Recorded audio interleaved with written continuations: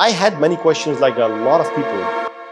Britain is always described as this very liberal, multicultural country. So why would somebody blow themselves up in this country?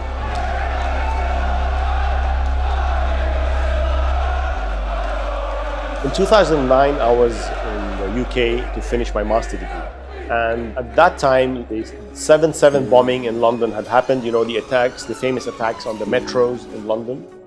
And that, of course, had created a big stir in the British community. The British Muslims were facing a lot of attacks and a lot of hits because of a few young Muslims who had blown themselves up on the trains. So I set out for 3 to 4 months, hoping to find people who were willing to open up about what is their experience in the UK like.